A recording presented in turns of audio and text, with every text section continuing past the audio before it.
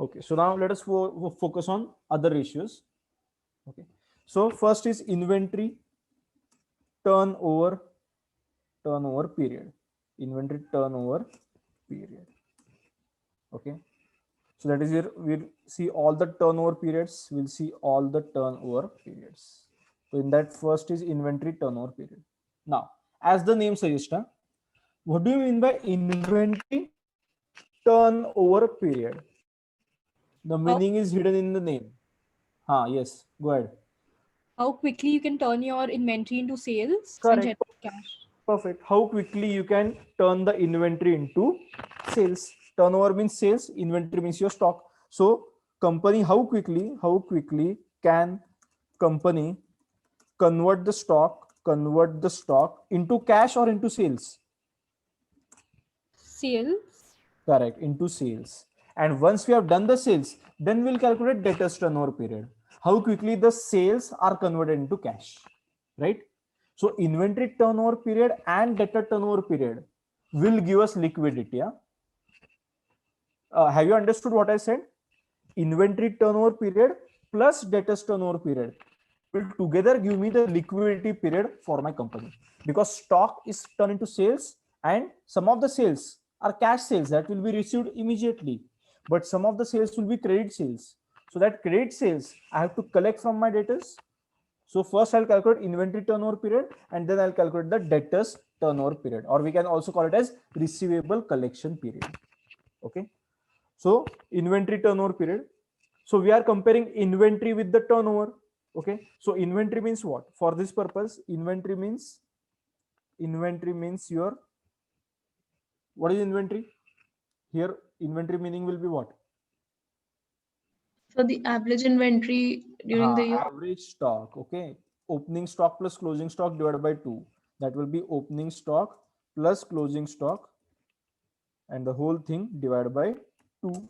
That will be your average stock, and that average stock will be taken as inventory. Okay, turnover means what? Here turnover for inventory, for inventory the meaning of turnover will be cost of sales. Okay, because we have incurred cost to produce the inventory, we have incurred the cost to produce the inventory. Okay, and from that cost we are making the sale. We are producing the inventory and we are making the sale.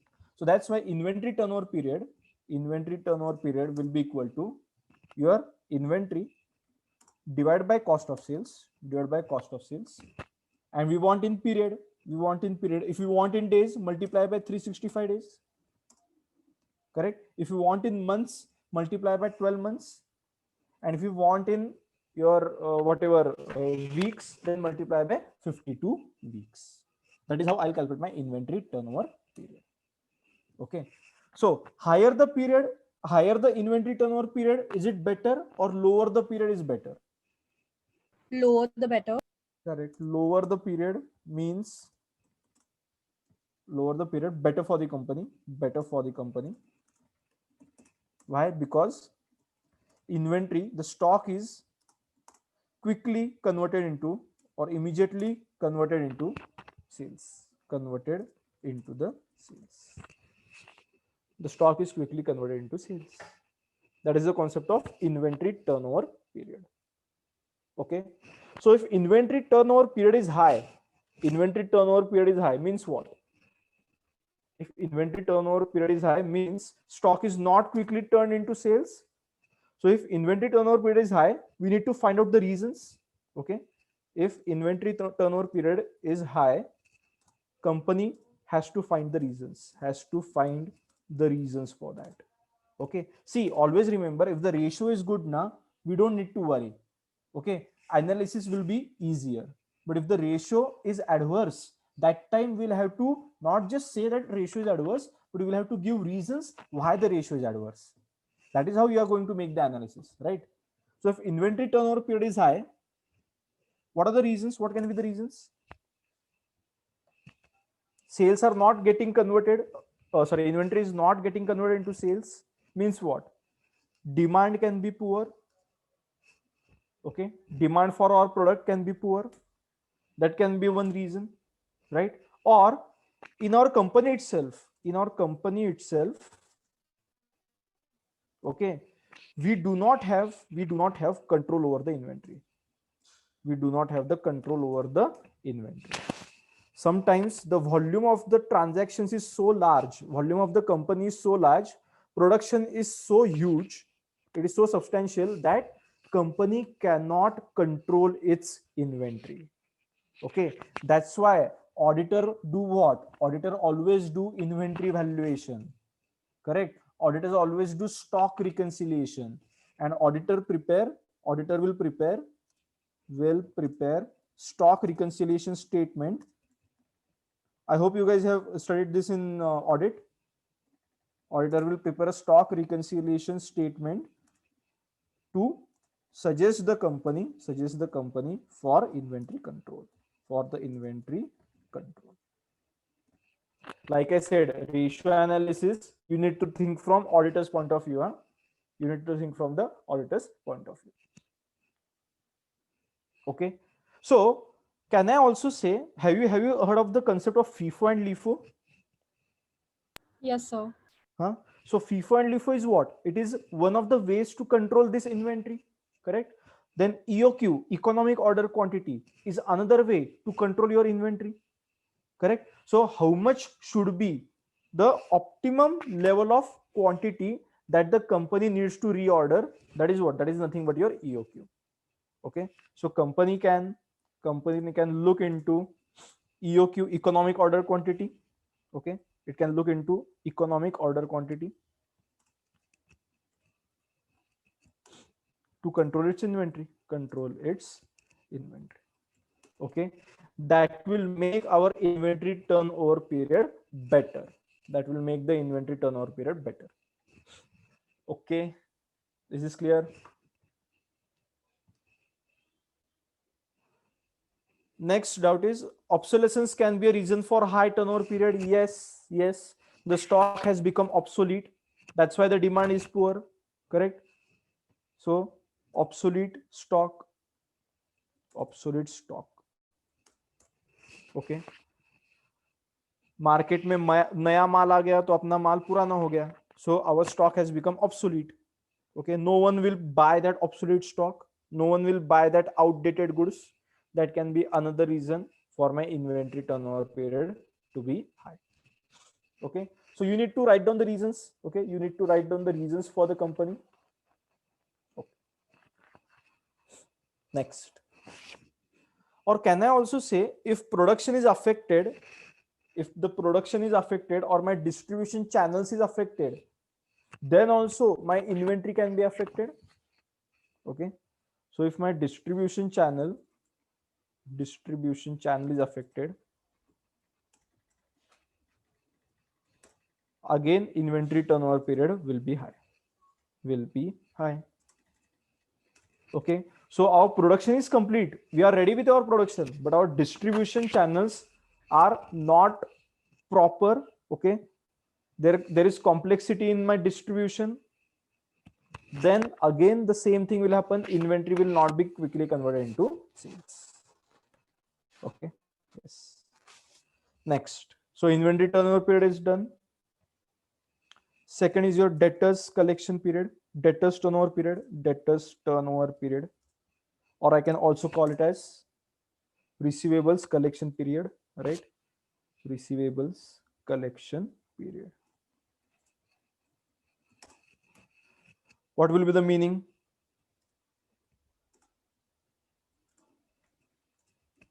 How fast the credit sales are collected from the customers.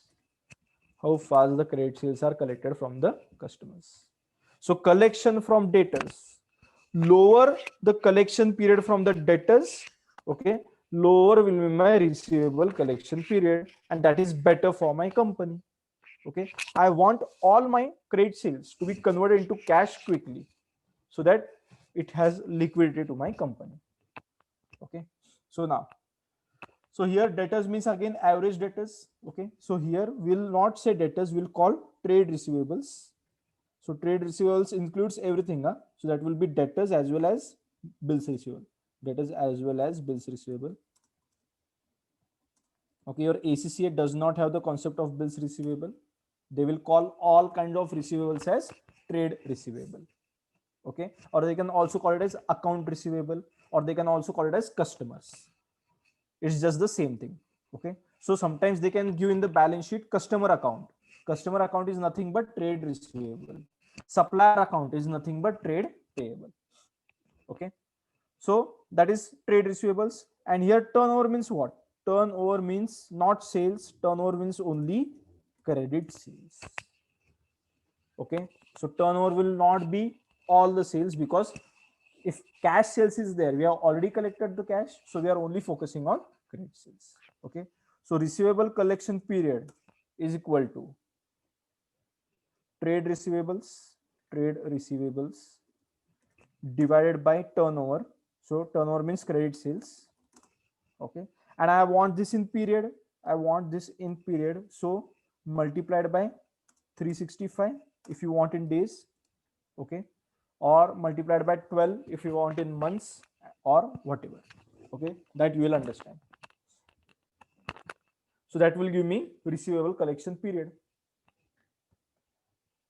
Okay, so lower the collection period, better for the company. Okay, so if receivable collection period is high, company needs to find out the reason.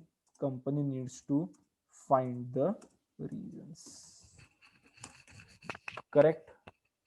If receivable collection period is high, company will always need to find what is the reason behind that. Okay, so one reason being what?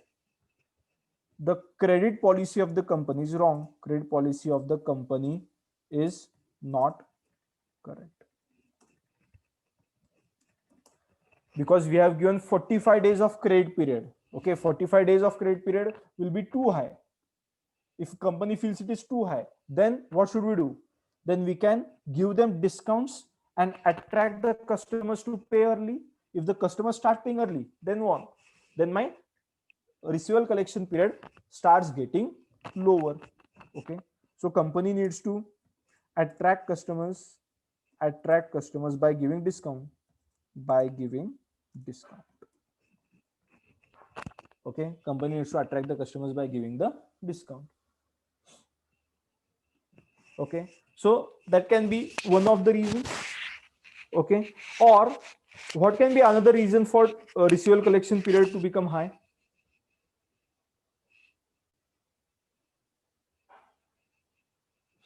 Yes. The products that we sell are very highly priced, so it takes time for the customers to pay. Okay, that is lack of finance, right? Lack of finance for customer. Lack of finance for customer.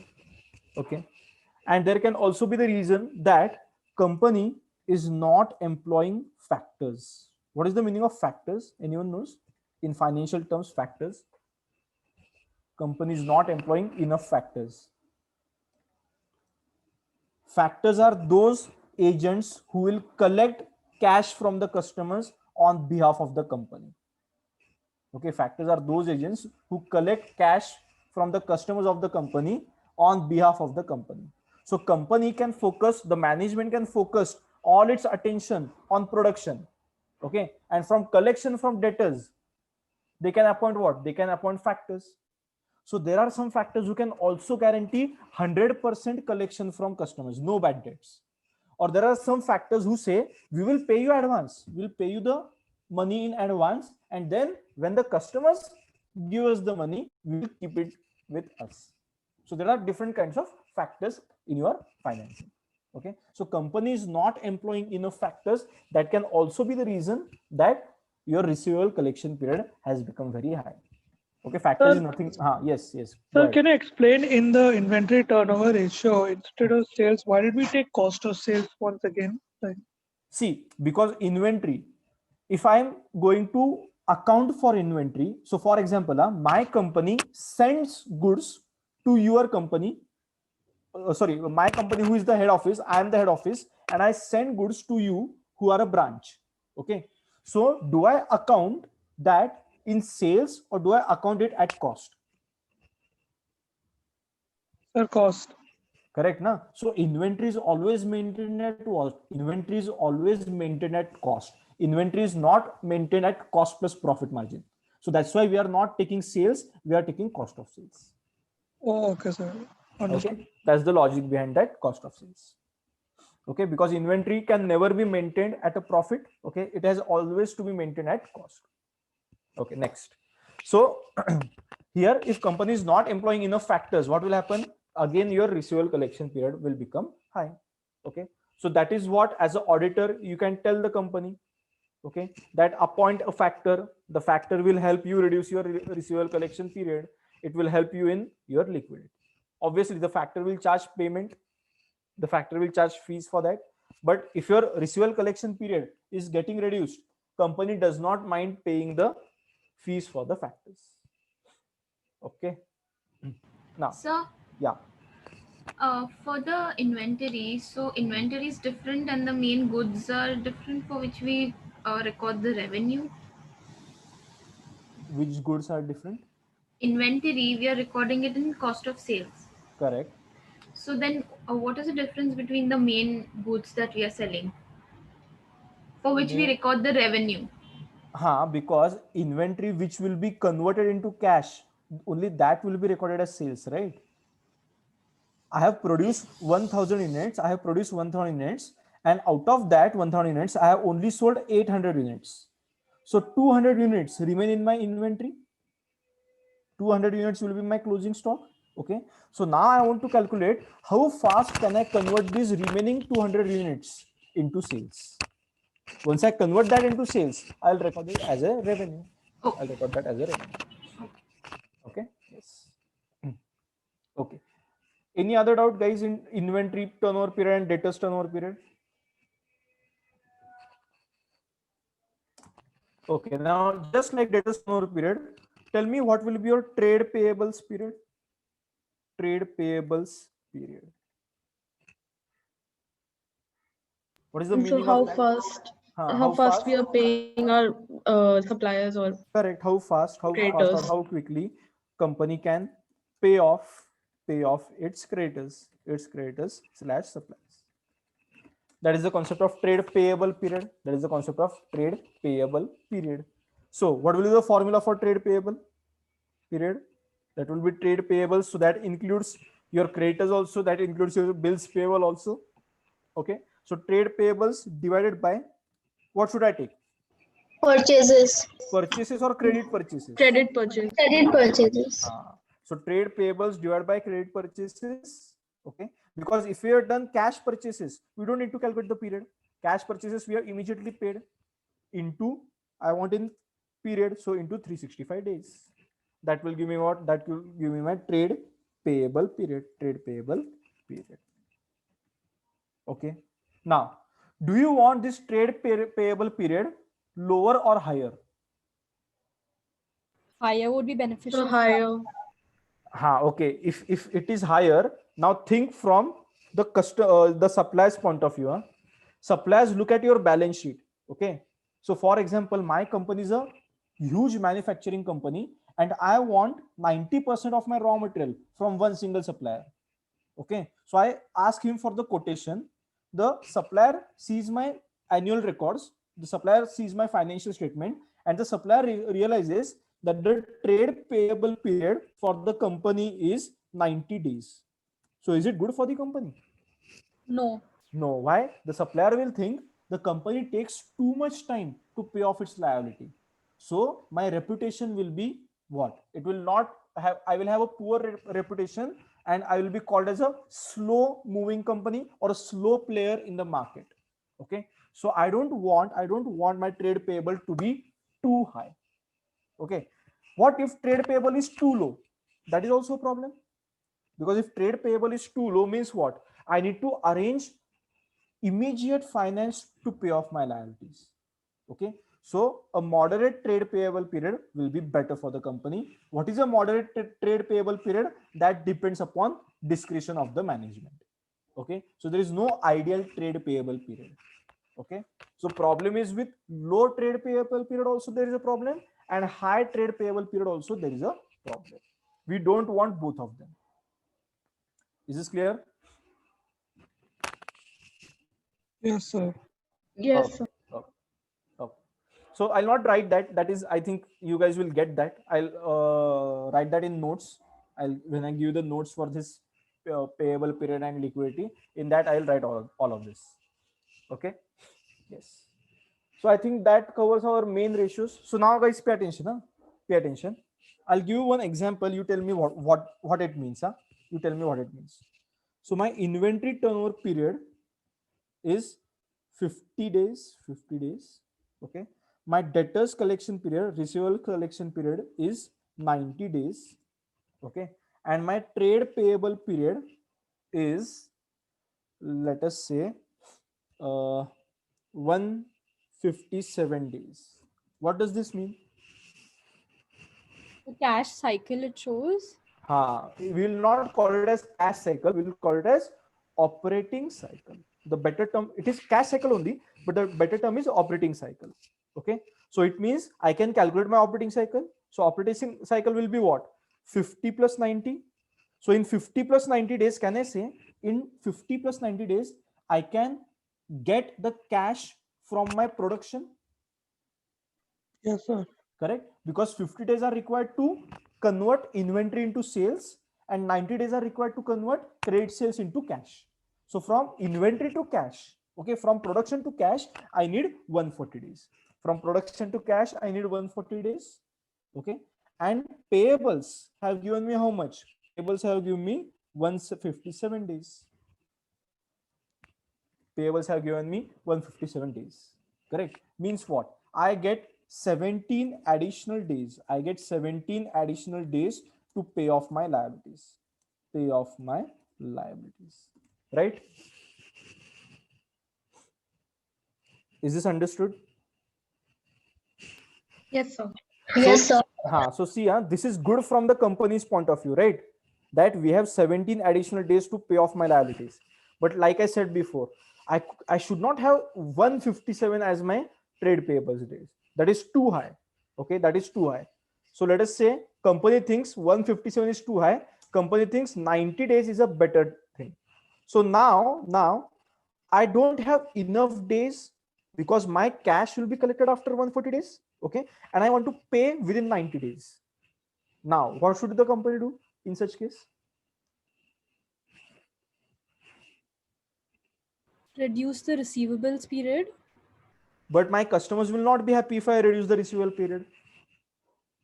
See, I give receivable period as 90 days and I also get payable period as 90 days. So it is a standard in my industry that 90 days should be the collection period. Okay, the standard period in my my industry, my manufacturing industry, is that supplier will also get 90 days and customers will also get 90 days. So now this is also 90, this is also 90.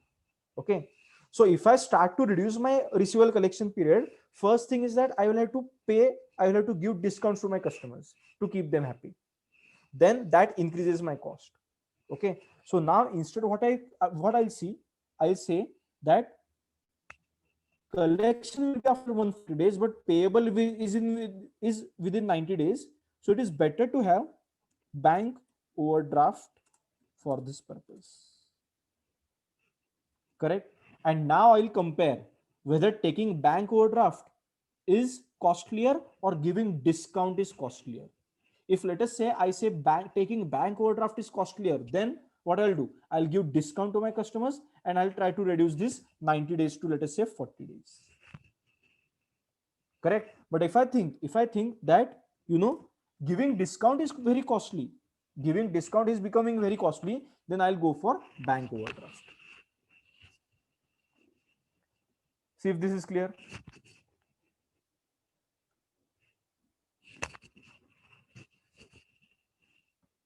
Yes or no? So the cost of the bank overdraft is basically the rates charged and all of that, right? Interest rate, na? Interest rate. Okay, I think there is doubt. I'll repeat myself. Okay, I'll repeat myself. So let us say if this was 157 days in the first example, if this is 157 days, means what? My inventory, my production will be converted into cash within 140 days. Okay, and I had to pay off my liability in 157 days. So in this example, what do I have? Company has additional 17 days to pay off the liabilities after receiving the cash. After receiving the cash. So company will receive the entire cash within 140 days. Okay. And my liability is to be paid after 17 days. Correct. Okay. So this is good for the company. This is good for companies cash cycle. This is good for companies cash cycle, but it is bad for companies reputation. Bad for companies reputation. Why? Because the suppliers will think company takes too much time to pay off the liability. Because the suppliers think company takes too much time to pay off the liability, Okay. So then company decides on a new policy. Yeah? Then company decides on a new policy. 157 days is too much now.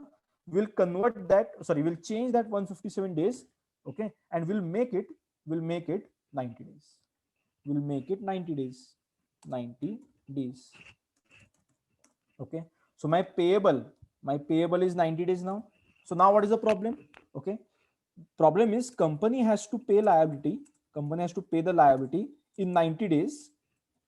However, it will receive the money. It will receive the money after 140 days. Correct? So now company has two options. Okay. Option number 1, arrange for bank overdraft. Overdraft to pay the liabilities. Correct? But then we'll have what? The cost of bank overdraft will be your interest.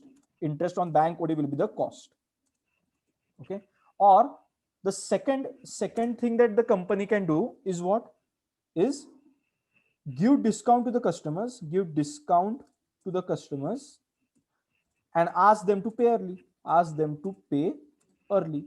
If the customers pay early, means what? This 140 days will come down. Okay. But then again there is a cost. That discount allowed will become my cost. Discount allowed to the customers will become my cost. So now company will compare which of the two options is better. If discount allowed is lower, then give discount. If interest on bank overdraft is lower, then instead of giving discount, take bank overdraft. Now is it clear? In real life, we can apply a combination of both of them, right? Of course. In real life, what I can do is I can reduce it from 140 days. I can reduce it to, let us say, 105 days. Okay. And for this additional 15 days, I can take back overdraft. Okay. That also I can do. Because see, you are offering discount, but many customers won't take up that discount now. Many customers will say, no, sir, we don't have the money right now to pay off your debtors. Correct? So they might not take up the discount. That can also be a problem. Okay. Yes. So that is the concept of your operating cycle. So operating cycle is also called as working capital cycle. It is also called as working capital cycle or cash cycle. I'll just write it over here. So operating cycle also called as working capital cycle or cash cycle. Done. So that is the ratios. These are the ratios that we'll be needing. Okay. Now, just a second. One more ratio is there in your study text. In the liquidity ratio is your PE ratio.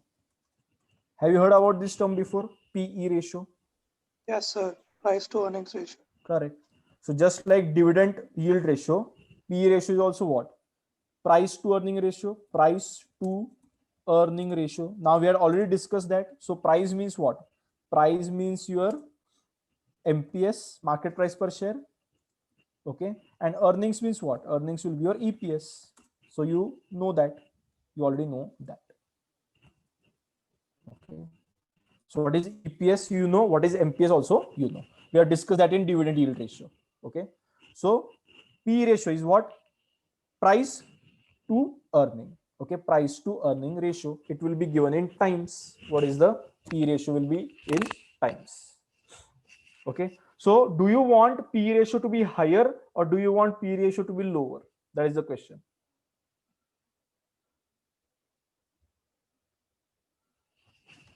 Okay. Are usually at par with the industry standards. It should be at par with the industry standard, but then you will not stand out in your industry, na? You will become a par company in your industry. Yes, sir.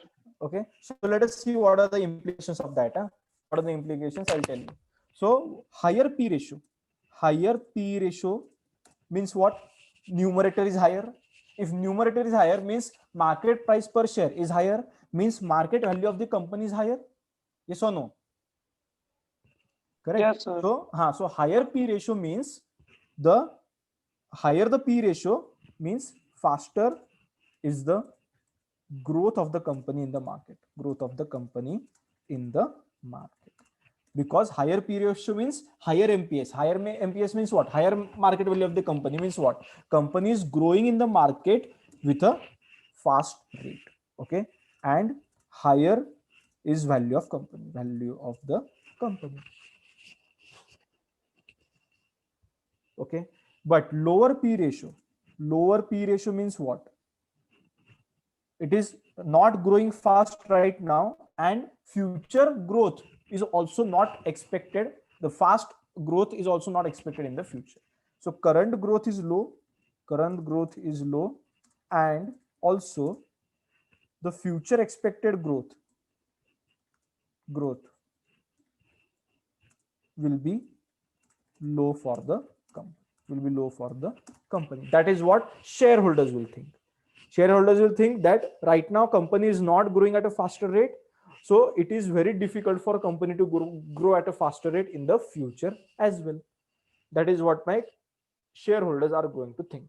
So companies will try to have a higher P ratio. Company will want that their P ratio should be higher.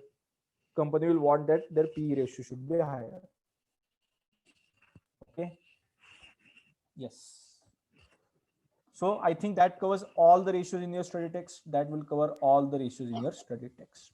So, but in case of lower PE ratio, you will have more earnings, right, for the investment. Correct. If we have a lower P ratio, means denominator higher, means what? Earnings is higher. Okay. So that's what there is no ideal P ratio.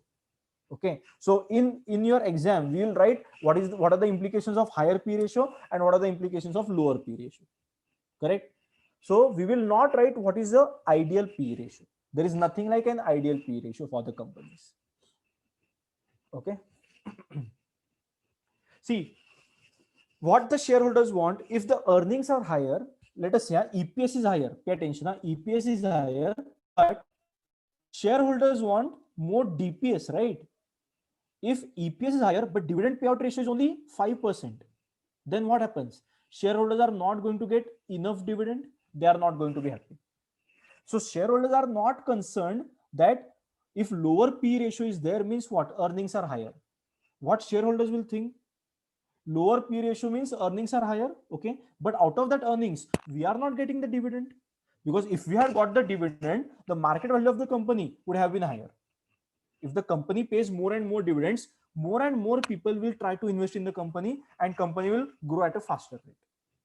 So that is how the shareholders are going to think. So that's why companies will want that we keep a higher P ratio. Okay. That is what the companies are going to think. Is this clear? Yes, sir. Okay. So now we have covered the ratios. So we'll start with the problem. Okay. I've sent a PDF on the group.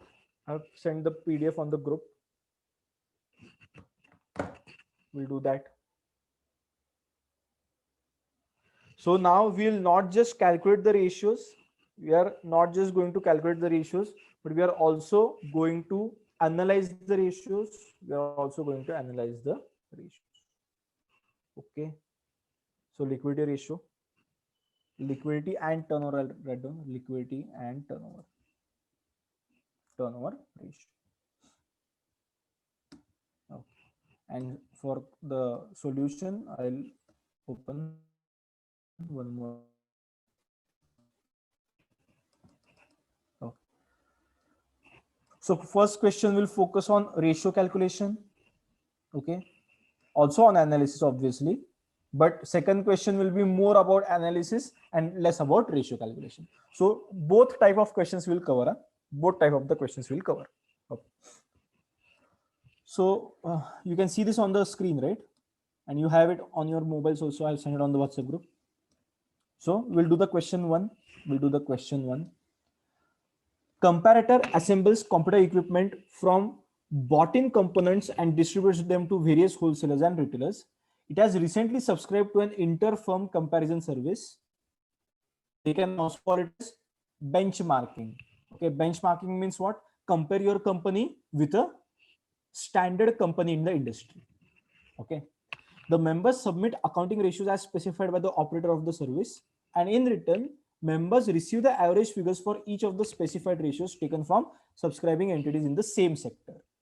The specified ratios and the average figures for comparator sector are shown below.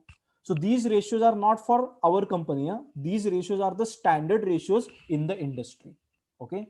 So these are the standard ratios in the industry. Now, if our ratio is better, means what? Our company is performing better. If our ratio is adverse, our company is not performing better. And then we'll have to write the analysis why this is happening. Is this clear, guys? What are in the question? Yes, sir. Okay. So always remember, even if they will not tell you to analyze, you have to analyze it. Okay. Even if the requirement says just calculate the ratios. Okay. Still you are going to analyze the ratio. Analysis will only take 1 or 2 lines per ratio. For per ratio, analysis will be 1 or 2 lines. Correct? Because if they are giving so many ratios, always remember, the more the ratios, okay, lesser will be the analysis, and lesser the ratios, more will be the analysis in your requirement. Okay. So here ratios are, the number of ratios is quite large. Okay. So analysis, 1 or 2 line analysis will be enough. Okay. But in the next problem, the ratios are only what? Only 5 ratios are given. Next problem, only 5 ratios are given. So you'll be expected to more, you will expect it to analyze it more. Okay. Now, return on capital employed we have done, net asset turnover we have done, gross profit margin ratio we have done, net profit margin, but they are saying with the help of before tax profits. Generally, net profit margin is what? PAT divided by sales, right? But in this case, we'll calculate PBT divided by sales. Understood how they can change the ratio? Okay. Then current ratio is given. You know that quick ratio we have done, inventory days, receivable days, payable days we have done. Debt to equity we have done, dividend yield, today only we have done dividend yield, correct? And dividend cover we done yesterday. Just like interest cover, we also done the dividend cover. Okay. Now they have given statement of profit or loss, revenue, cost of sales, GP, other operating expenses, profit from operations, finance cost, exceptional item also they have given. Exceptional item also they have given in the calculation. Okay. Then profit before tax, income tax expense, and profit for the year. Can I say exceptional item, one-off item is a little bit different than other operating expenses? Yes, we have done that yesterday. One-off item or Yes, exceptional sir. item that occurs only once or twice. That is not a recurring expenditure. Okay. So we have to take care about that while calculation. So see, while reading the statement of P&L, while reading the balance sheet only, you need to take care of certain things. Next, non-current assets they have given. Current assets they have given only inventory and receivable. So in current asset they have not given the cash. Okay, in current assets they have not given the cash. They have given current assets are only inventory and receivable. So here only you should understand, if current ratio is very high, is it good or bad?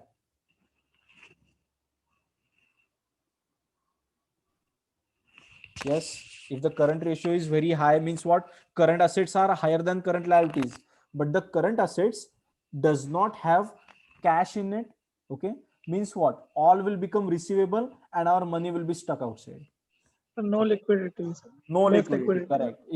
If we have a higher current ratio with these current assets, means what? There will be lesser liquidity in the company. That's why I said while reading the balance sheet only, you should take care of what is given. Next, equity, they have given ordinary shares 25 cents each. So 150 is the equity share capital. So number of shares we might need for EPS, earnings per share, or dividend per share, or market price per share, we might need number of shares. So how many is the number of shares? 150 divided by 0.25, right? It is 25 cents. All other figures are in dollars, and this is 25 cents. So 25 cents means $0.25. So 600 shares of 25 cents each gives me 150. Okay. Next, retained earnings is given. Non-current liabilities are 8% loan notes. Current liabilities are bank OD, trade payable, and taxation. So instead of cash, we have bank OD. Yeah? We have just discussed that. Okay. What does bank OD mean? Okay. It will mean that we are not having enough turnover days to pay off our liability. That's why bank OD might be appearing. It can be one of the reasons.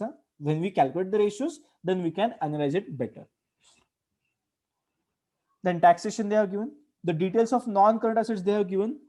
Cost is 3600, accumulated depreciation is 3060, and carrying amount is 540.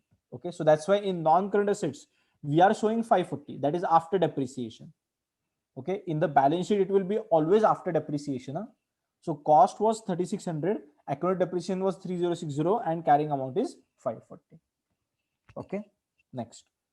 The exceptional item relates to losses on the sale of a batch of computers that had become worthless due to improvement in microchip design. Okay, so tell me, this exceptional item, will it occur again and again?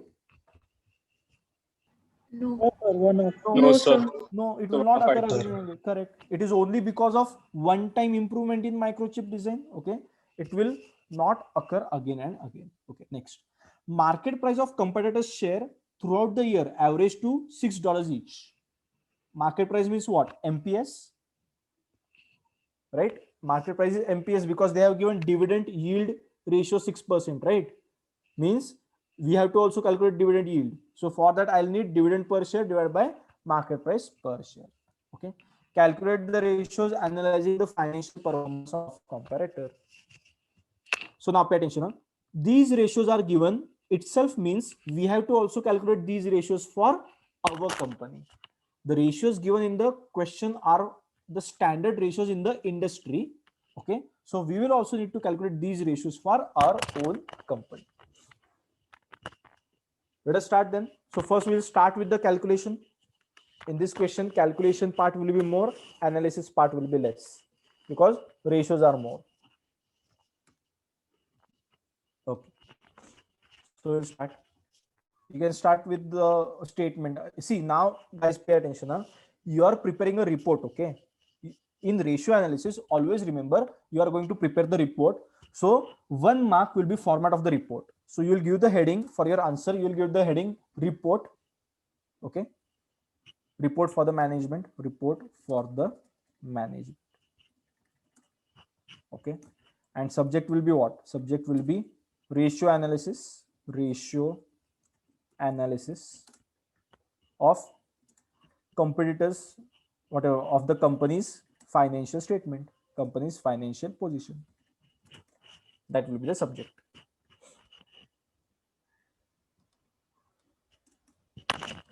Okay. Now let us start with the ratios. Okay. So first, what we'll see that what they have given in the starting paragraph. It has recently subscribed to an inter-firm comparison service. Members submit accounting ratios as specified by the operator of the service. Correct. So we can write this in our starting, in the basic introduction, we can write it. Okay. The company has subscribed for inter-firm comparison, or we can also call it as benchmarking, comparison/benchmarking. Okay. And the data received the data received is for standard ratios, or we can say is for ratio of standard companies within the same industry,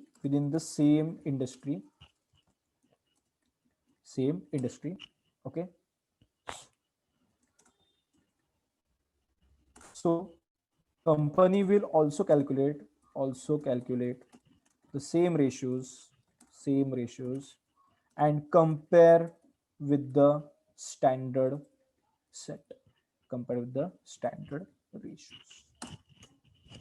Okay, so 1 mark for this. Okay, in a 20, if this is for a 20 marks question, it will be 1 mark for this. Okay, so you don't want to lose out that 1 mark.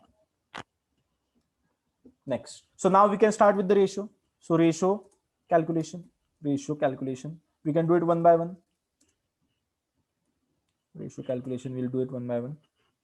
So see, you can do the analysis along with the ratio, or if you guys want, you can calculate all the ratios first, and then once you get all the ratios, okay, you will get the overall, overall what we can say, structure of the company, and then you can make the analysis. Any which way you want, that is up to you. Okay, that is up to you. So I will prefer to calculate all the ratios first, and then I'll try to make the analysis. Okay. So what is the first ratio given in the problem? Return on capital employed. So return on capital employed. And what we can do is, we can give the already what is the return on capital employed and what we are getting with our company. Okay, so we can say, here we can say particulars, okay, standard ratio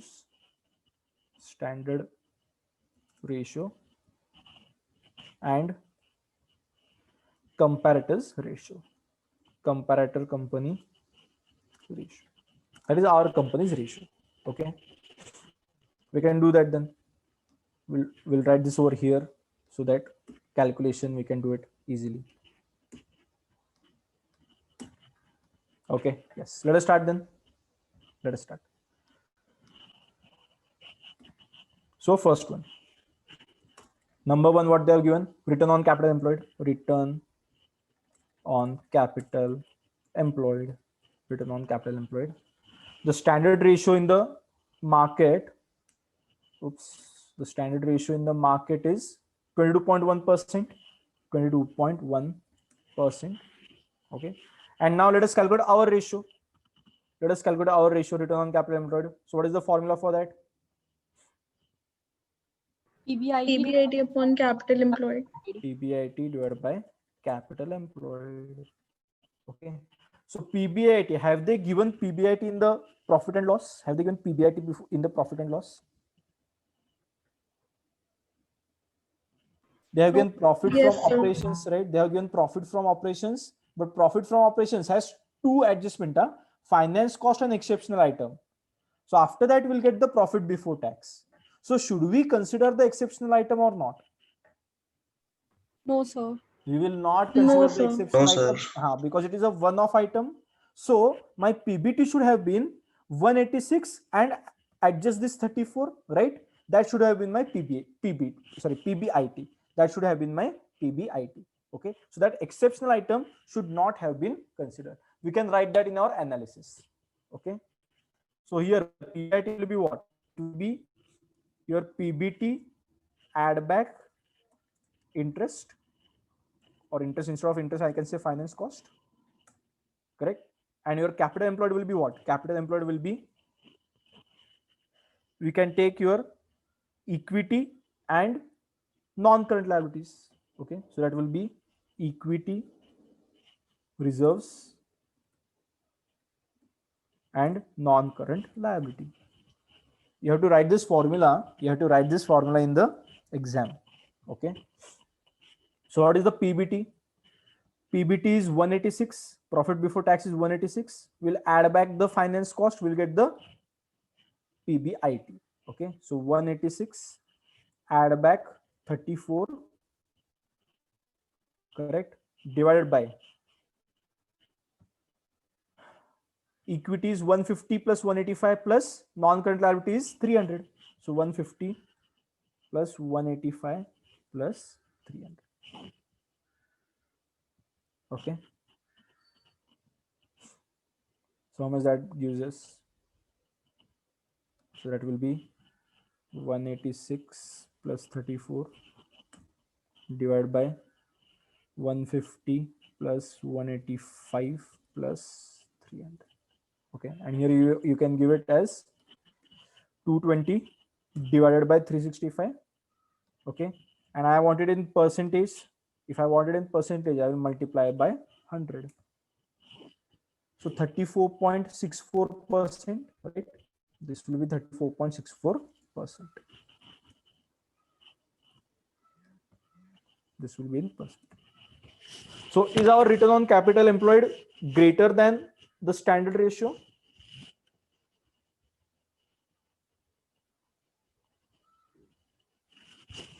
Standard ratio is only 22.1%, right?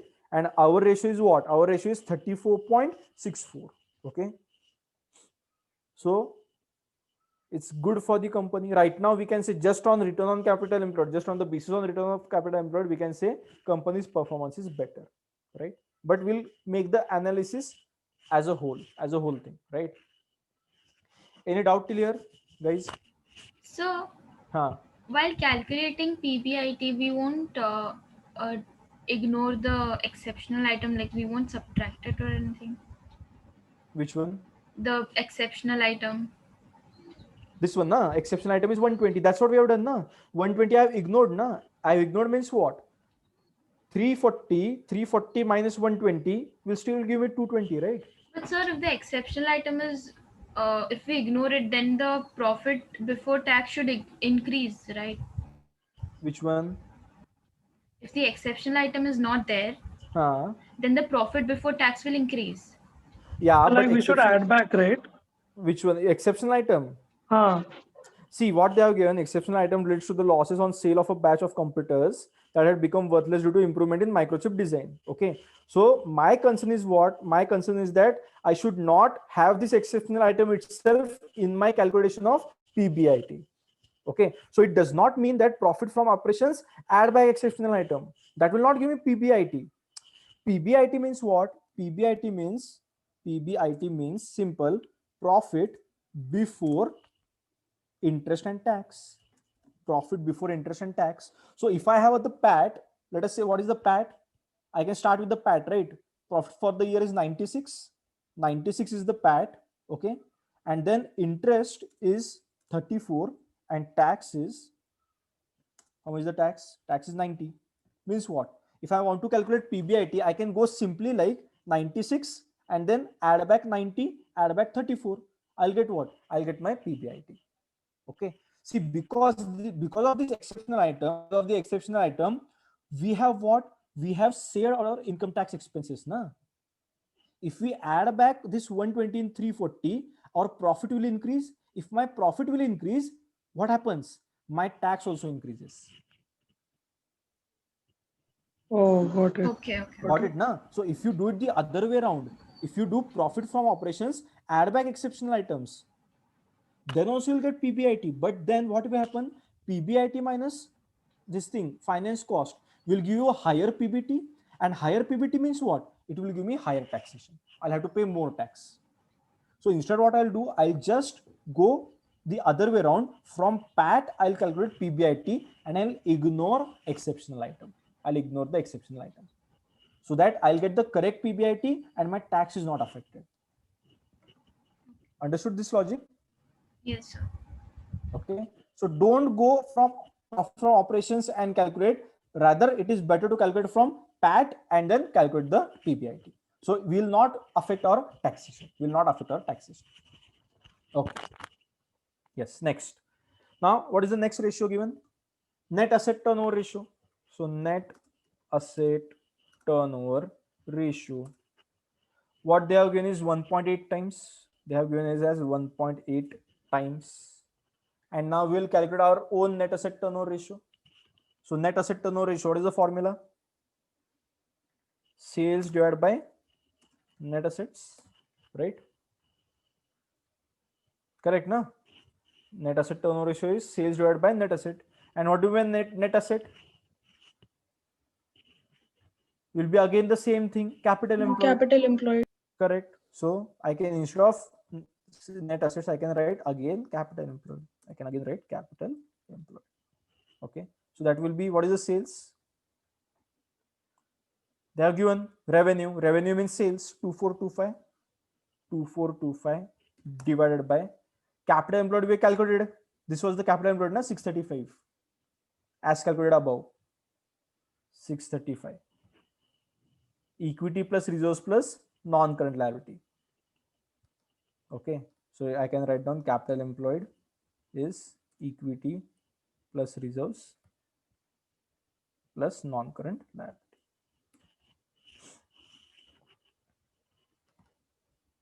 Sir, we've written it once in the above formula. Why do we have to? So yeah, we don't need to write it again. We don't need to write it again. Okay. So just for your understanding, I have written it over here.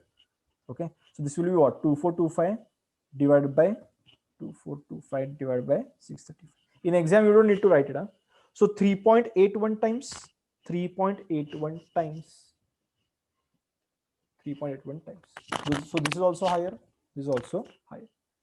Next, all that analysis we'll do it once we get all the ratios. Huh? Next, what is the next ratio? Gross profit margin. Gross profit margin. So what they have given is 30%, 30%, and GP ratio is what? GP by sales, simple, into 100. GP by sales into 100. So you can directly do it. So GP is given, sales is given, 555 divided by 2425 into 100. 555 divided by 2425, the whole thing into 100.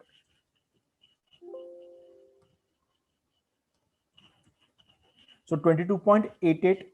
22.88%.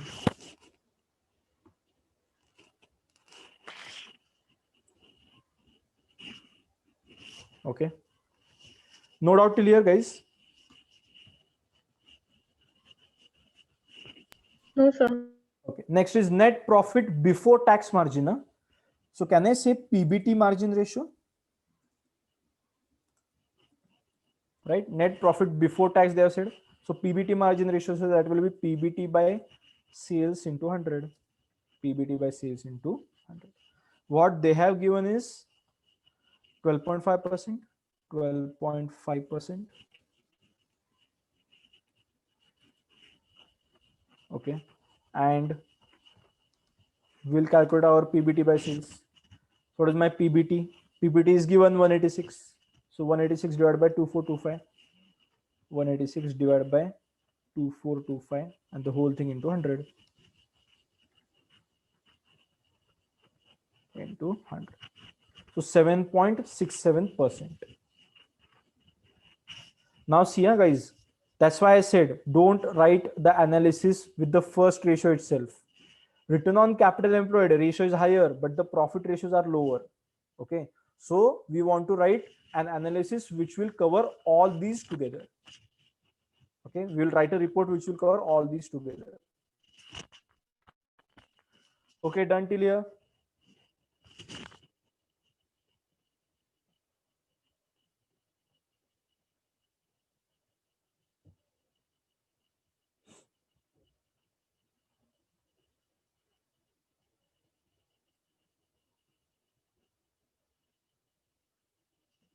Okay, next, let us do the next thing then.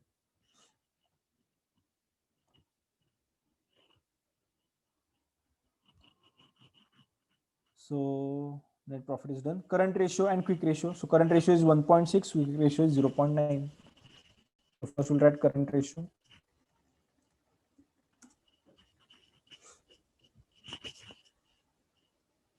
Is 1.6 is to 1. 1.6 is to 1. Okay.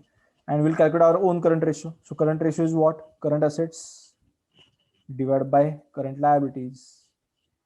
So current asset total is given 595 and current liability total is also given 500. Directly 595 by 500 by 500. So 1.19 is to 1. 1.19 is to 1. So here I'll just write 1.6 instead of 1.6 is to 1. Okay. So current ratio is lower than before. Current ratio is lower than before. Not lower than before, lower as compared to the industry. It is lower as compared to the industry. So is it a good thing or a bad thing? Bad. But our current asset does not have cash, right? So if the current ratio was very high, it was 1.6, means what? Without cash, if it was 1.6, correct, then it would have been bad. Okay, so we have to think from that point of view. Okay, I'll tell you the analysis. Let us just calculate the ratios right now. Quick ratio is 0.9. Quick ratio is 0.9. Okay, so quick ratio is what? Quick ratio is current asset other than inventory, okay, divided by current liabilities. So other than inventory means what? Only receivable remains now. Only receivable remains. So that will be 320 divided by current liability was how much? 500 divided by 500. 0.64. Quick ratio is also lower, 0.64.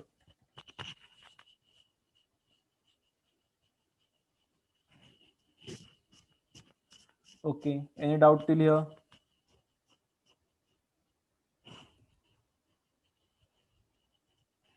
Yes, everyone done till here, na? Yes, sir.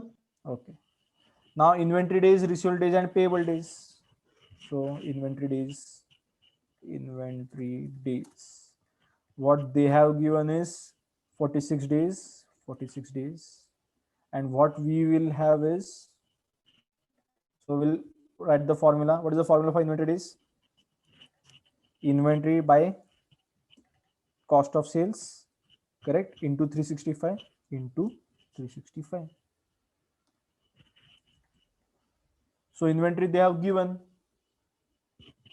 Inventory was how much? Inventory was in the balance sheet. Inventory is 275. There is no opening stock given, so we cannot take the average. We can just take the closing inventory. Okay. If opening stock is given, we can take opening plus closing divided by 2. But here they have given only closing inventory. So inventory is 275.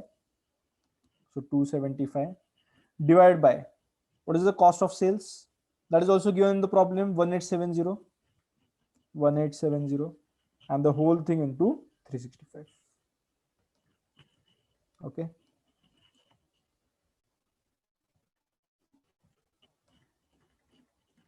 So 53.67 days. This will be in days. Tell me what it means. It takes the company more than the time, standard correct. time to convert into sales. Correct. Okay, next. Receivable days. Okay. Here receivable days is what? 45 days. But again, we'll not write just on the basis of inventory days. Huh? We have to consider inventory, receivable, and payable days together. Okay. Receivable days, what is the formula? Debtors by credit sales. Into 365. Okay. So what is the debtors? Debtors is 320. So 320 divided by credit sales.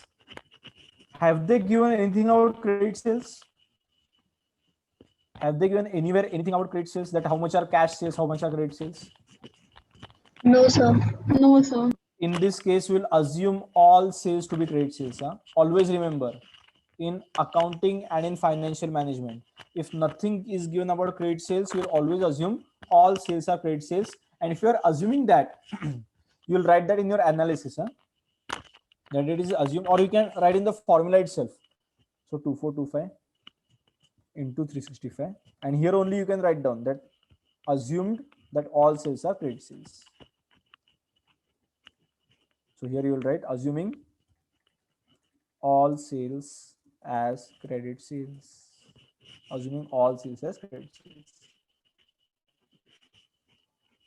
because you cannot assume all sales as cash sales. That's why you are assuming all sales as credit sales. Okay.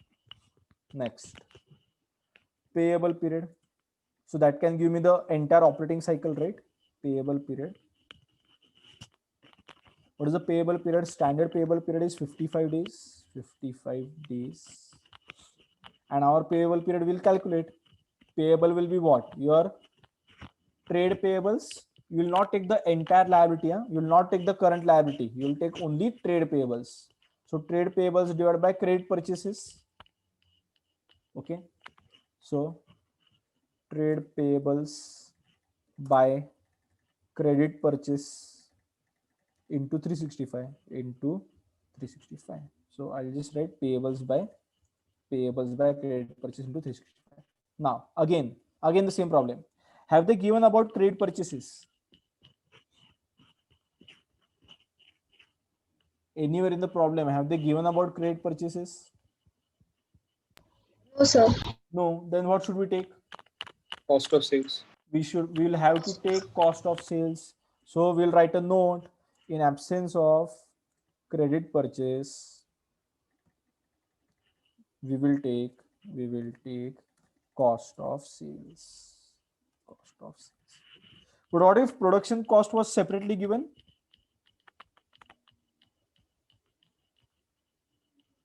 What if, let us say, what if production cost was given as 1,000? Then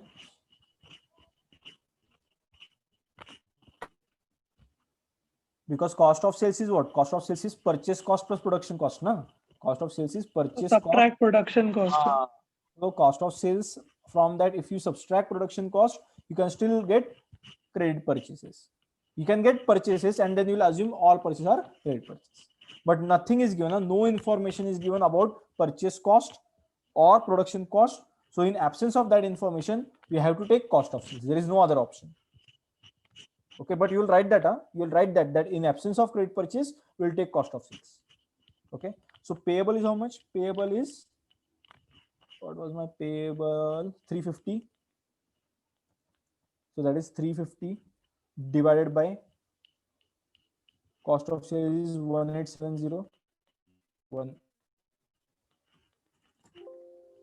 is 1870, and the whole thing into 365. Into 365.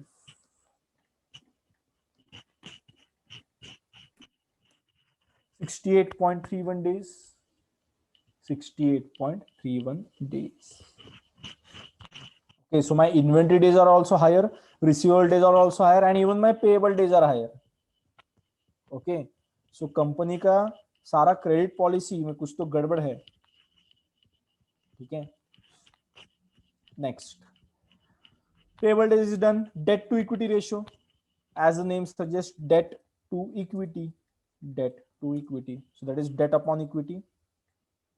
Debt upon equity. Debt by equity. Okay, and obviously we'll always consider this as without gearing, because if they want to give with gearing, they would have said capital gearing ratio. Okay, अपना debt equity के दो formula है ना, one is without gearing and one is with gearing. If they wanted with gearing, they would have said, instead of debt to equity ratio, they would have said capital gearing ratio. So only if debt to equity is given, okay, it is obviously without gearing. We don't need to assume that. We don't need to assume that. It will obviously be without gearing. Okay, so debt to equity ratio that they have given is 0.4. Okay, 40%. Percent में नहीं रहता है. Okay, it is in times, so it is 0.4. 40% is 0.4. And now we'll calculate our debt to equity ratio. Okay, so debt to equity ratio. So what is the debt? Debt is what? Only loan notes is the debt, right? Only loan notes is the debt. And equity means what? Equity plus reserves. वैसे भी preferential capital है ही नहीं problem. So that makes our job even easy. Okay, so debt is 300. So that will be loan upon equity plus reserve. In this problem, it will be loan upon equity plus reserve. So loan कितना है? Loan is 300 divided by equity plus reserve is 335. So 0.89 times. 0.89 times.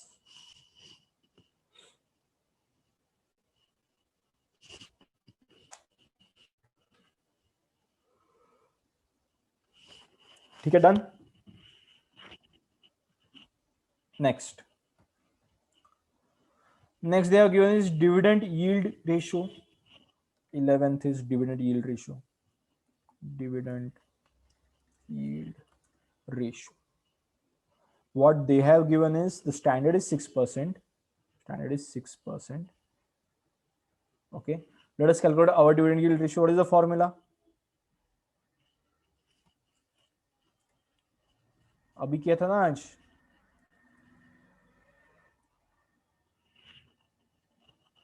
अरे सो गए क्या सब लोग?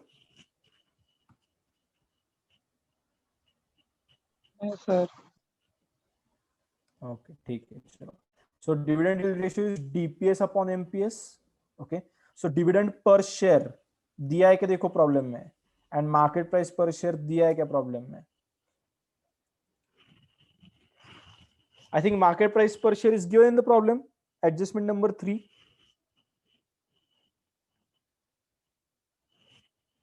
Correct, na?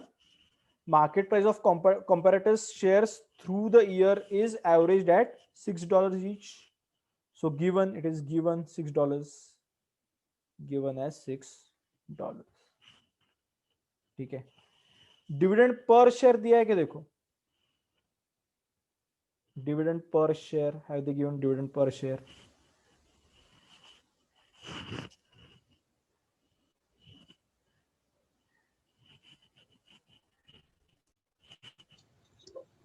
No, sir.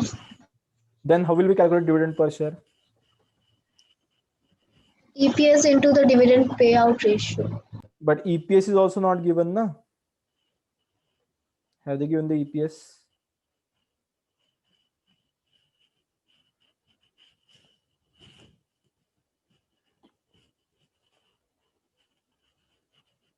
Those So we have 20 to calculate. कुछ नहीं करना. Hmm? 25 cents something. But that will not give me EPS. So we have to calculate EPS now. Profit after But tax. they have not given dividend this thing also, ना. एक minute है, problem में से कुछ रह गया क्या देखने दो मेरे को. While copying down the problem.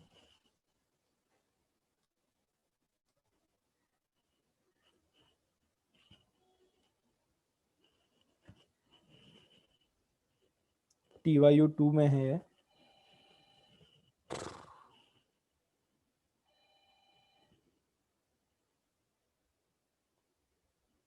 Okay, this I forgot to give. किधर गया?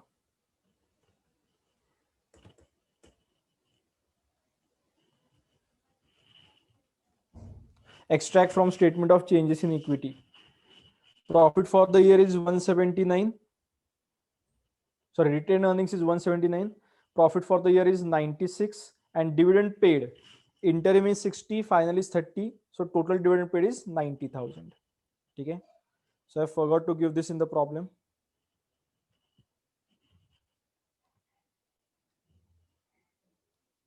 So डाल देते हैं. Retained earning is given 1st October, जो भी 179. Okay. Add this in your problem. So dividend is 90. They have given the dividend as 90, right? Screenshot ले लो रे इसका.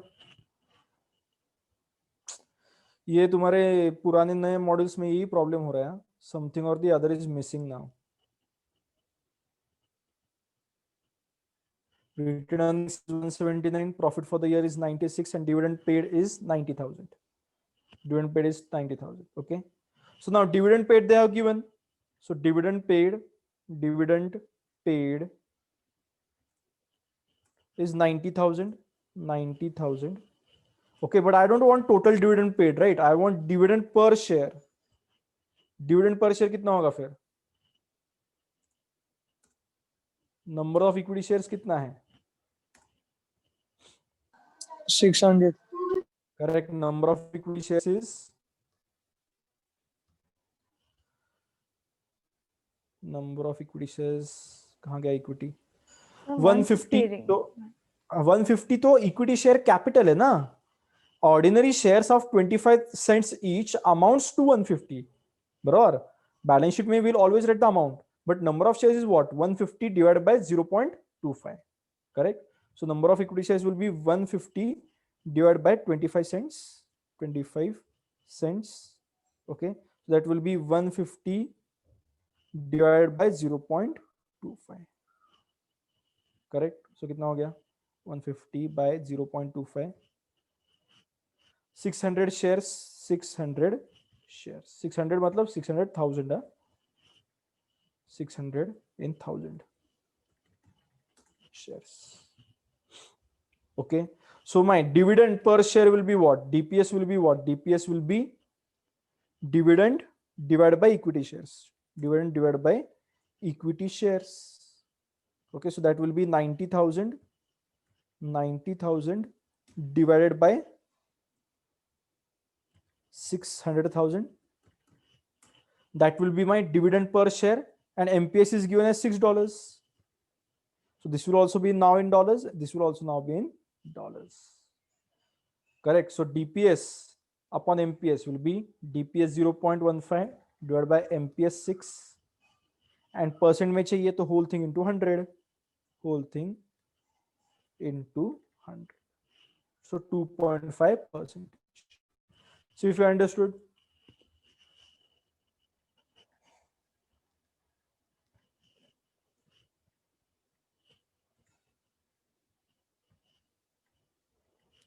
yes इसमें कोई डाउट है क्या देख लो एक बार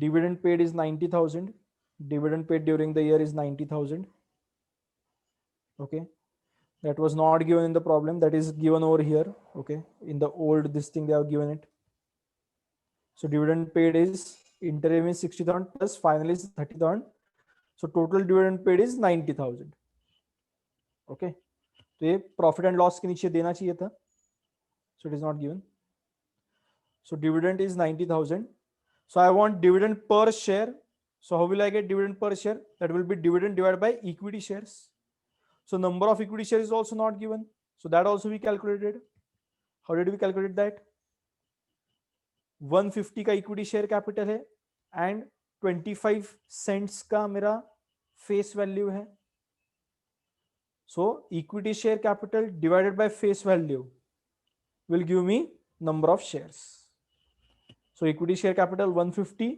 divided by face value is 25 cents तो डॉलर में होगा 0.25 that will give me 600 but वो थाउजेंड्स में है so 600,000 shares is my number of equity shares So DPS will be dividend of 90,000 divided by number of shares of 600,000.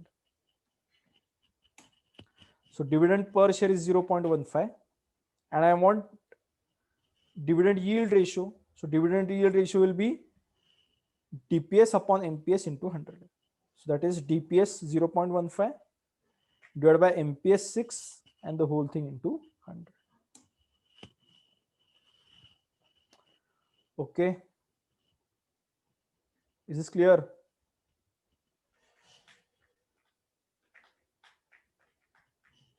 Are yes or no? Yes, sir. Sir. Yes, sir. Okay. Next, what is the next thing they want in the question?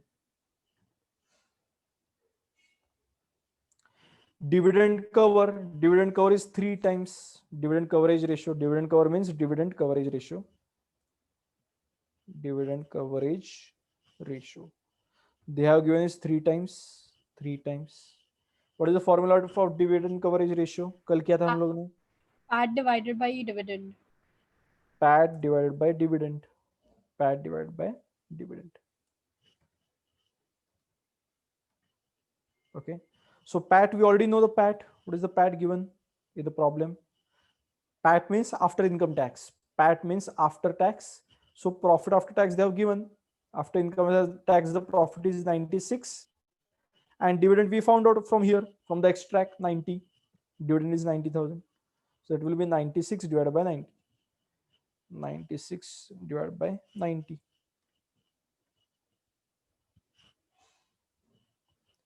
So 1.06 times 1.06 times.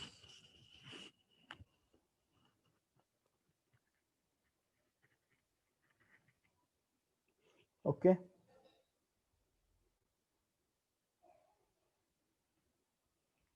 So now let us start with the analysis.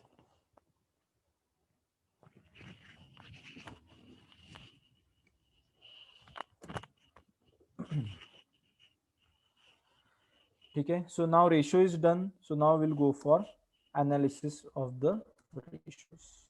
Analysis of the ratios. ठीक है, यहाँ तक कोई doubt है क्या किसी को? So how many marks is all of this? All the 12? So this will be this question will be for 20 marks. पर अभी क्या हो गया है? Recently they have stopped asking ratio analysis for 20 marks. हाँ? They don't ask ratio analysis for 20 marks anymore. क्योंकि बहुत easy हो जाता है वो. So they will give 3-4 ratios and उसका analysis पूछेंगे. Okay, so that Okay. will be for around 10 marks. Sir, so बाकी marks का what questions they might give? तो consolidated P&L दे सकते हैं तुम लोगों को. Okay, या okay. फिर फाइनल अकाउंट्स दे सकते हैं. दैट डिपेंड्स ना. सो पहले क्या होता था सेक्शन सी में ना, सेक्शन सी में there was only question 1 directly 20 marks and question 2 directly 20 marks. ठीक है, but for the last 3 attempts if you observe what they are giving, question 1A, question 1B दोनों मिला के 20 marks, question 2A and question 2B दोनों मिला के 20 marks. So this will be 12 and 8, this will be 10 and 10. ऐसा कुछ तो combination में वो लोग तुमको पूछेंगे. If it is consolidated balance sheet, it can be 15 and 5, 15 and 5. Okay, so they will also not ask consolidated P&L and consolidated balance sheet together. हाँ? अपन ने एक सम कर दिया है. That's what I said yesterday in the group. Consolidated P&L plus consolidated balance sheet. ये वाला सम वो लोग नहीं पूछते आजकल. But just to be sure, just to be safe, I wanted to teach you कि दोनों अगर एक साथ आया तो कैसे करना है. ओके, ठीक है, चलो करते हैं क्या एनालिसिस. ये अभी 20 मार्क्स क्वेश्चन में 12 marks will be for ratio calculation and analysis will carry 8 marks. In the 20 marks question ratio का कैलकुलेशन, हर एक रेशियो का 1 मार्क मिलेगा तुमको, 12 marks, and analysis will be for 8 marks. Okay, let us start then. पहला कौन सा अपना return on capital employed. Return on capital employed है. Okay, so return on capital employed is what they have given. Return on capital employed 34.64 and 22.10. Okay, so 34.64 for the company as compared to 20 कितना था रे?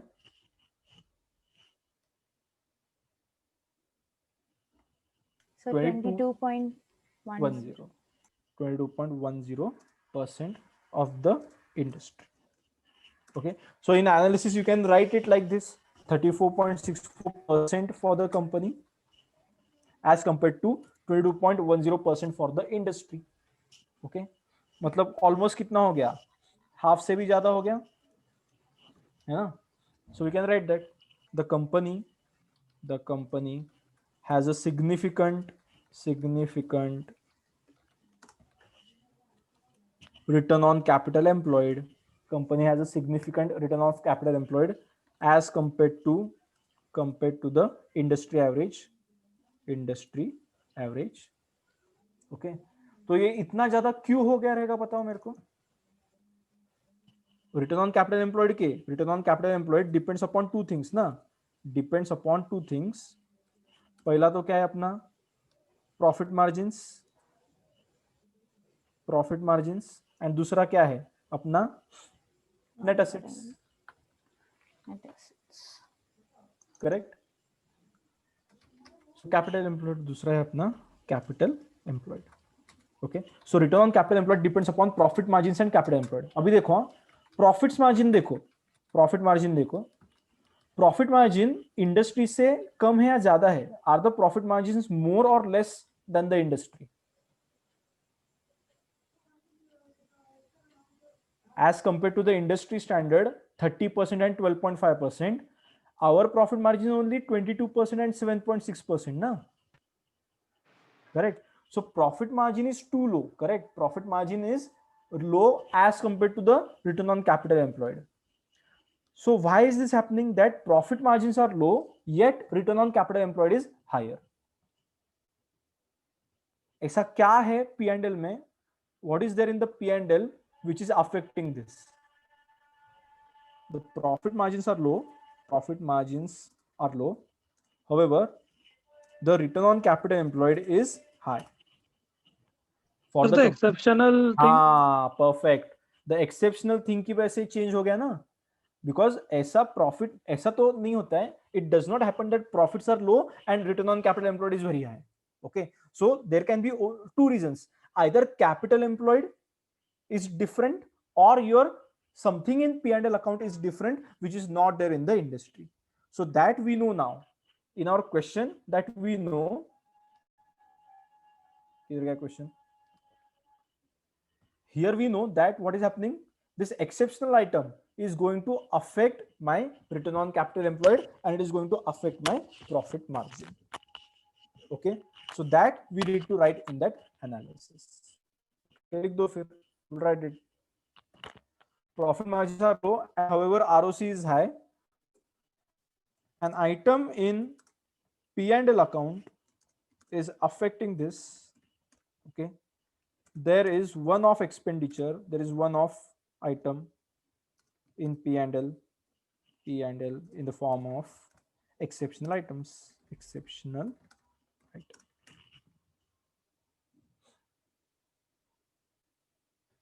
Correct. So because of this exceptional item, okay, so doubt is how exceptional item can impact ROC. Okay, see, ROC is what? ROC is my PBIT. Okay, ROC in the first formula itself. Now that was the doubt. In the first formula itself, that was the doubt, that why we are taking 186 plus 34 and why we are not taking 340 plus 120. Correct. So why we are not adjusting this 120 and 34 both in the PBT? Okay, so because of that 120, what is happening? My profit from operations are different and my PBIT is different. Okay, if I take PBIT, I'm ignore this 120 ka loss. If I'm taking PBIT, I'm ignoring this 120 ka loss. Therefore, my PBIT is reducing. Okay, my PBIT is reducing. And if PBIT reduces, my numerator reduces, what happens? My ratio, the ratio is changed. The profit ratio starts to change. Okay. Yes. So that we'll write in the analysis. There is one-off item in P&L in the form of exceptional item. Exceptional item is not considered in case of PBIT, in case of PBIT. Okay. So if we leave apart this, so if we consider this exceptional item, so if exceptional item is taken into consideration, okay, ROCE will not be as high as showing currently, okay.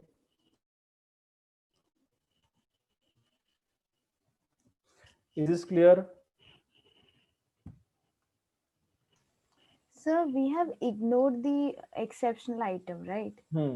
So we are getting a ratio of 34. So that is what we were supposed to get if that exceptional item was not there. So then how can we give But this no. reason? See, again the same thing. If you had considered exceptional item, then my tax will be affected, na? If my tax is affected, then again what I'll do? Profit for the year, correct? Add back taxes, add back financial cost, then my profit from operations will again change. So I don't know how much is the tax element on exceptional item. What is the tax benefit I am getting of the exceptional items? Correct. So again, you are thinking from the same line, that how that exceptional item is affecting my profit from operations. Don't think from that. Think profit for the year, then income tax expenses, then finance cost, therefore PBIT. Understood this? So this exceptional item has any impact in capital employed? It will not have any impact on capital employed ना. क्यों आएगा capital employed पे? Exceptional item means what? One time loss हो गया हम लोगों को. This is a one time loss. Okay. And because of that, maybe company is putting in more capital employed. Company wants to put in more capital employed to cover this loss in the next years. Okay. So there is only one expenditure which affects what? My GP ratio and my PBIT. Okay. Okay, sir. Next. So ROC का हो गया. ROC का हम लोग का हो गया. This is the first thing. Second analysis will be of कौन सा है? Net asset turnover ratio. Net asset turnover ratio, what? Sales by capital employed. So second is net asset turnover ratio is higher as compared to standard ratios. Okay, net asset turnover ratio is higher as compared to the standard turnover ratio. लिख लो चाहे तो if you want कि क्या है net asset turnover ratio कितना था and standard कितना था.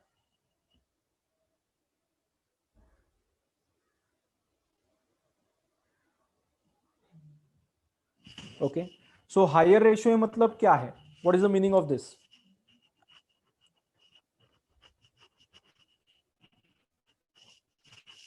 Yes. Is it good for the company or is it bad for the company?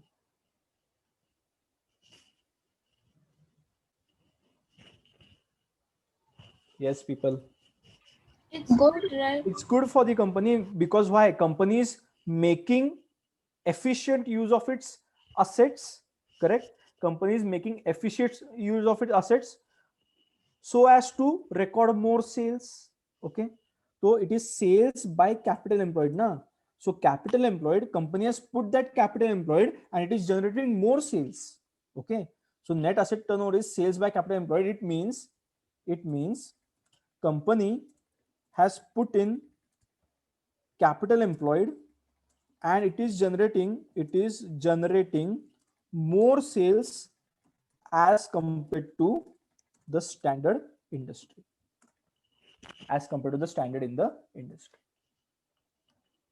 Okay, so higher turnover ratio is always going to be better for the company. Higher turnover ratio is always going to be better for the company.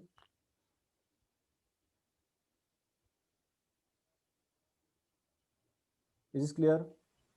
Sir, just for one confirmation, in the first one, right?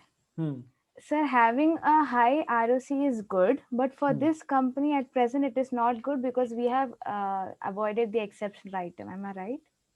No, it is. We are not saying that it is not good. We are saying it is higher. Why it is higher? Because we are ignoring the exceptional item. Okay. Correct. So company has a normal ROC. Company has a normal ROC just because of exceptional item. What we are getting? We are getting different profit figures. See, return on capital employed. Now in the second ratio, when we see the second ratio, you will understand why that exceptional item is not affecting. Company has a higher net asset turnover means what? Company has employed capital and it has generated faster sales. Okay, company has generated faster sales means company is effectively using its assets. Okay, because company is effectively using its assets, it is having what? It is having a higher return on capital employed. Okay, and now from return on capital employed, when we adjust the exceptional items, what will have? Our profit margins will start to reduce.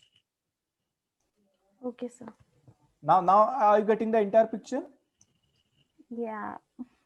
Okay, so here what we can say, since company is efficiently using its assets employed, it gets higher returns on its assets, higher returns on capital employed, and therefore so the company's ROC is greater. The company's ROC is greater. We can relate these two now. We can relate the first formula and the second formula. Is it clear? कुछ doubt है तो पूछ लो. If you guys have any doubt, if you're not understanding anything, you can ask me. If there's some confusion, you can ask me.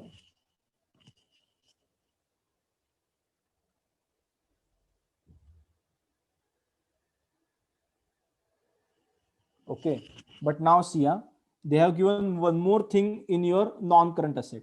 Okay, they have given cost is 3600, accumulated depreciation is 3060, and carrying amount is 540. Have we used this anywhere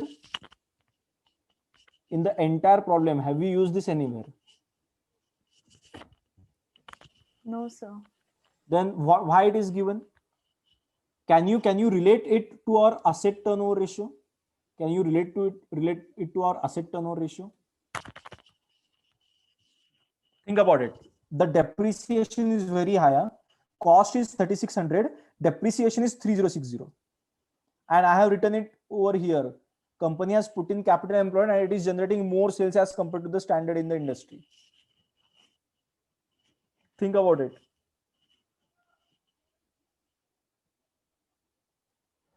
Companies efficiently using its assets employed, right? Companies efficiently using its assets means what? Companies using the assets to a greater extent. So because of that, accumulated depreciation is also greater. Can I say that? Yes, sir. Correct. Company is using the assets efficiently means company, this also means company is using the assets to its 100% capacity, correct? Or we cannot say 100%, to efficient capacity, the efficient capacity usage, which also means the assets will be highly depreciated. And why I can say that? We can say that because the accumulated depreciation in the company is also high. Accumulated depreciation in the company is also very high.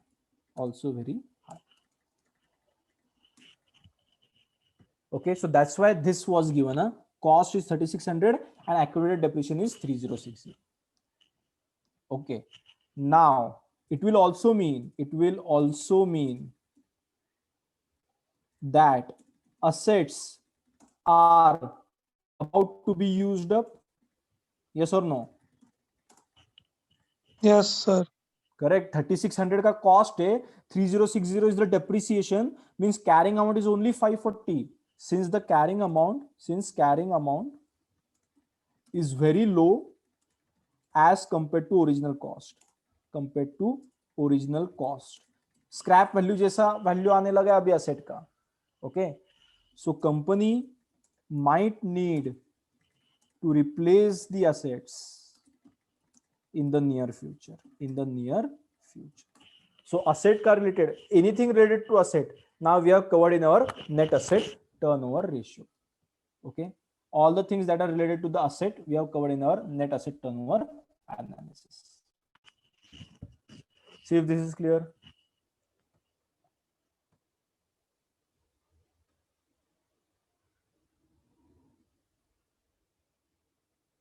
Yes, sir. Okay. Yes. Now let us see. So now you're understanding now why company is having higher net asset turnover and why it is having return on net asset also higher. Okay, because it is using the assets to its maximum possible capacity. Okay, because of that hdepreciation has been higher. Okay, and that's why asset turnover is higher and return on asset turnover is also higher. Okay, next, third.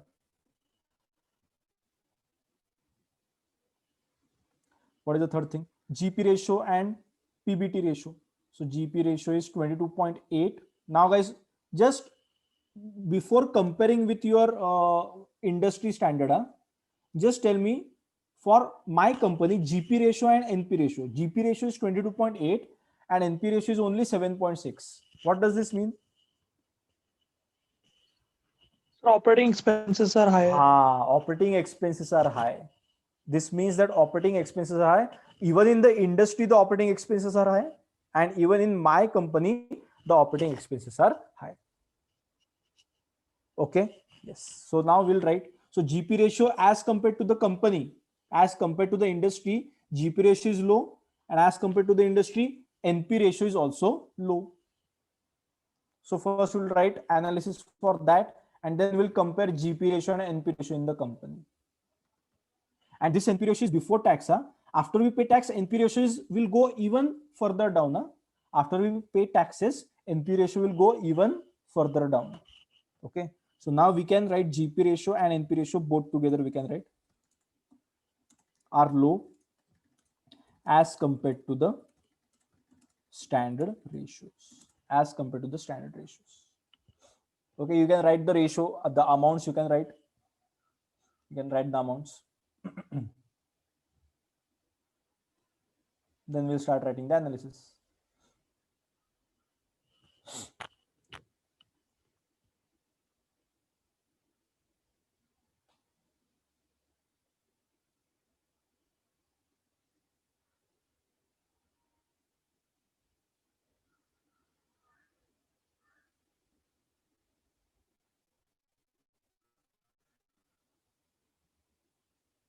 Okay, let us write them.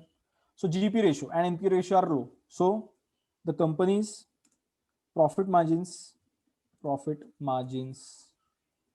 are low as compared to the standard industry. Achha, we have written that already, na? Are low as compared to the standard industry. We can write the reason.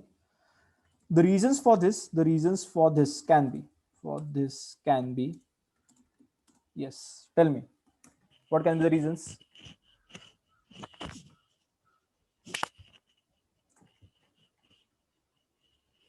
कल देखे थे ना हम लोग ने reason GP ratio NP ratio low होने का.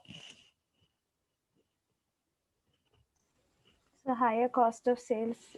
Correct. We cannot say कि sales are low because sales are higher ना. हम लोग ने ऊपर ही लिखा था net asset turnover ratio. In that we have already written that companies managing its assets in a better way and sales are higher. Correct.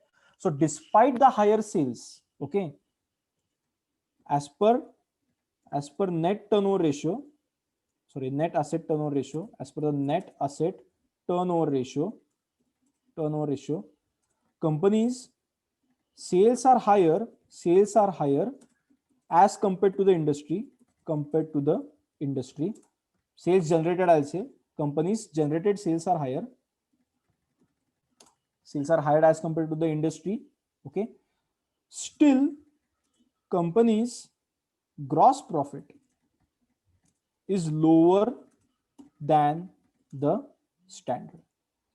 It means company has higher cost of sales, so instead of cost of sales I can say higher production cost as compared to the industry. See, now we have related the net asset turnover ratio to GP ratio. Understood how we have done that? Net asset turnover ratio ज्यादा है, मतलब ज्यादा sales company is using the assets effectively in efficient manner and companies producing more sales as compared to its assets. Okay, but despite of that fact, companies having lower gross profit, okay, than the standard one. So it only means one thing, that company has a higher production cost as compared to the industry, okay. Second, as compared to the GP ratio, okay, the NP ratio is quite lower for the company as well as for the industry. ठीक है, industry में भी तो वही problem है ना. It is not just my companies NP ratio is lower. Okay, industry में difference देखो, 30% का 12.5% हो गया एंड मेरे कंपनी का कितना हो गया, 22.8% का 7.6% हो गया.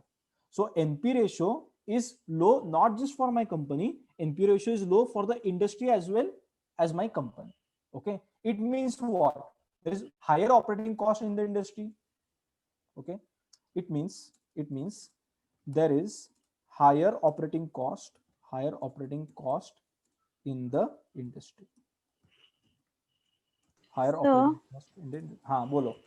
So this net profit margin जो amount है that includes the exceptional item, right? हाँ So even after including it, अगर सिर्फ इतना ही difference आ रहा है तो अच्छा है ना? हाँ अच्छा है, वो लिखेंगे ना अब आगे हम लोग फिर अभी.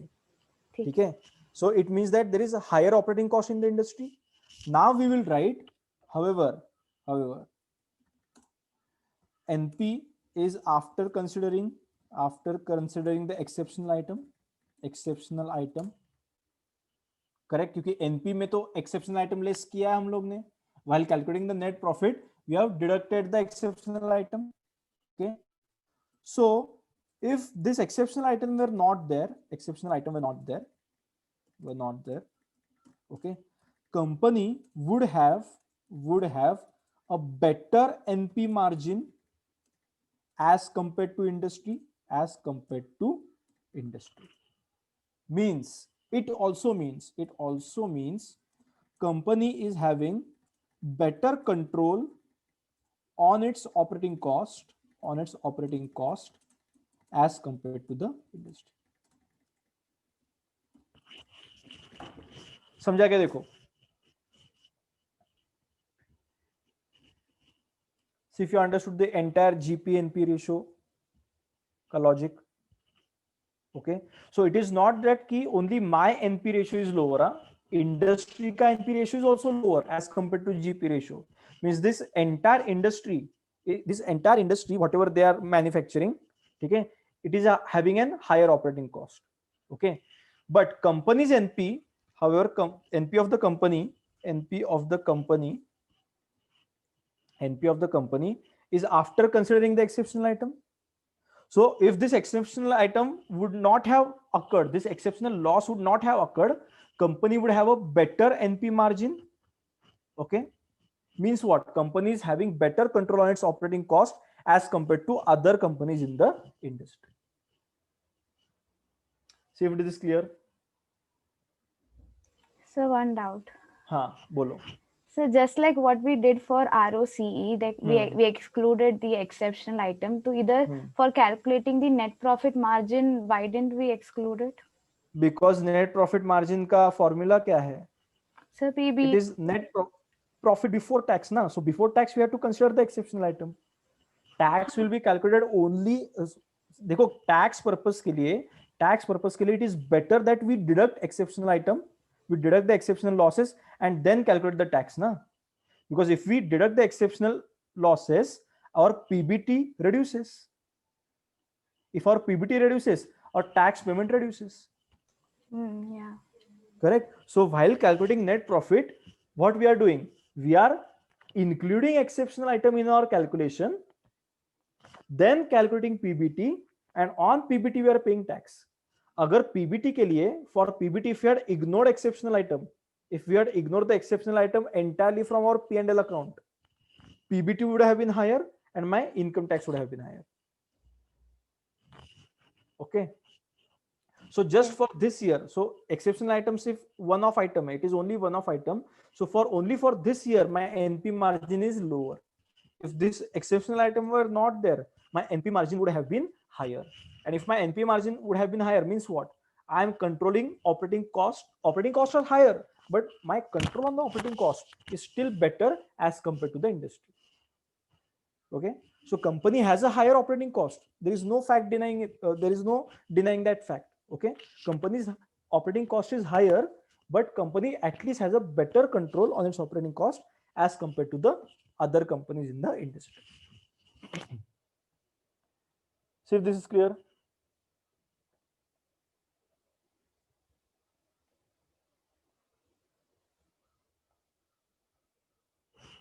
Okay, any doubt till here, guys?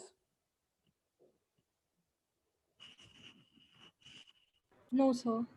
Okay, next करते हैं. So 3 and 4 we have covered. GP and PBT we have covered. Current ratio and quick ratio. Can you tell me the analysis? Simple है.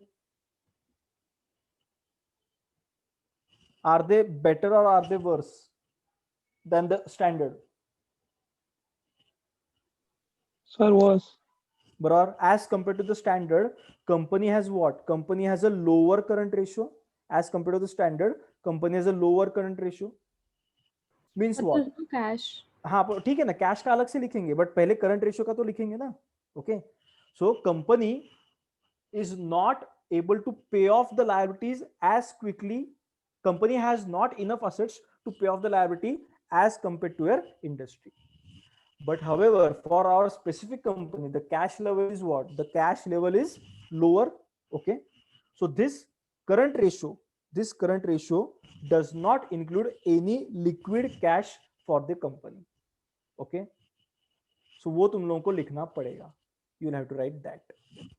तुम लोग try करोगे कि ये लिखने का आज? Yes, sir. ठीक है. Same goes with quick ratio. Quick ratio is also lower. Quick ratio is also lower means what? Apart from inventory, when we consider only our receivables, again what? There is a problem. My quick ratio is lower than the industry. Okay. फिर inventory days भी verse है, receivable days भी verse है, and payable period भी verse है. ये भी तुम लोग लिख पाओगे क्या? Will you guys try this? Yes, sir. Okay, ठीक. तो ये ट्राई करो और इसमें से स्टडी टेक्स्ट में से कॉपी मत करो. स्टडी टेक्स्ट में से कॉपी मत करो. आई immediately understand if you copy from study text. Think from your own logic, think from your own perspective. Current ratio कम है और उसमें कैश भी नहीं है. करंट रेशियो कम है और उसमें कैश भी नहीं है. So think about that point of view and then write it. Then quick ratio is also lower. Okay, think about that and write it. Inventory days, receivable days and payable period का मैंने example लिया था आज ही. Think from that and write it. So 10 and 11 we'll see tomorrow. 10, 11, 12 we'll see tomorrow together. So if possible, write for that also. If possible, write for that also. 10, 11, 12 also you write it. Okay, and तुम्हारा analysis word file में लिखा तो भी चलेगा और उसका photo निकाल के भेज दो मेरे को व्हाट्सएप पे. Okay, but please try it on your own, because if you try writing analysis for 3-4 problems ना, you will start getting the hang of it कि एनालिसिस लिखना कैसे.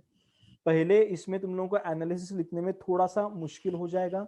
Understanding the analysis will be a bit difficult in the first 2-3 problems, first 1-2 problems, but then once you are used to it, you will be able to write it. ठीक है, देखो हम लोग ने one liner analysis लिखा नहीं है किधर भी. We have not written a one-liner analysis anywhere. So I am expecting you guys also to write that kind of analysis. Okay, चलो आज के लिए इतना ही करते हैं. Any doubt clear?